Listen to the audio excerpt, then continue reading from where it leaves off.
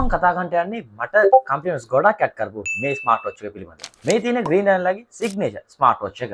එහෙනම් වැඩි කතා නැතුව වීඩියෝ එක පටන් ගමු. as usual unboxing එකෙන් පටන් ගමු. වවාගෙන ගන්න නැතුව simply box එකේ මොනවද තිබ්බේ කියලා මම කියන්නම්. ඉස්සරහම box එකේ watch එක බලා ගන්න පුළුවන් වුණා. ඒ වගේම extra strap එක, user manual, charging cable.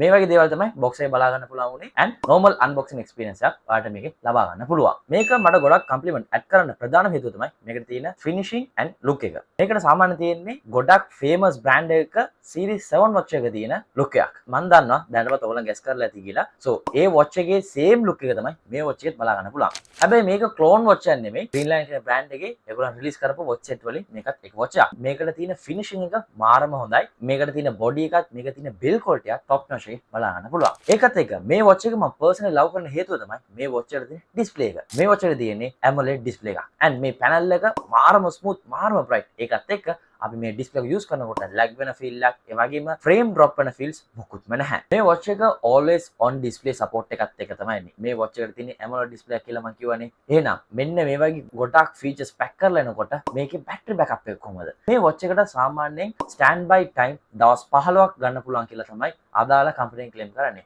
හැබැයි ඔයා මේ watch එක moderate විදිහට use කරනවා නම් app වලට එහෙම connect කරලා ඔයාලට දවස් 3ක කාලයක් battery backup එකක් ලබා ගන්න පුළුවන්. ඒකත් එක්ක ඔයා always on display වගේ features එක මේ watch එක use කරනවා නම් ඔයාලට දවසක් වගේ පොඩි කාලයක් තමයි use කරන්න පුළුවන් වෙන්නේ. ඔයා මේ කිසි දෙයකට connect නොකර use කරනවා නම් ඔයාලට දවස් 15ක් වෙනකම් battery backup එකක් ලබා ගන්න පුළුවන්. ඒකත් එක්ක මේ smart watch එකේ තියෙන අනිත් features බලමු. මේ smart watch එක Bluetooth call support එක්ක තමයි එන්නේ. ඒකේ quality එක හොඳටම බලා ගන්න පුළුවන්. ඒකත් එක්ක මේ ස්මාර්ට් වොච් එක ඔයාලට පාස්වර්ඩ් එක දාලා ප්‍රොටෙක්ට් කරන්න පුළුවන්. blood pressure monitoring, heart rate monitoring, sleep tracking, ඒ වගේම sports mode ගොඩකුත් බලා ගන්න පුළුවන්.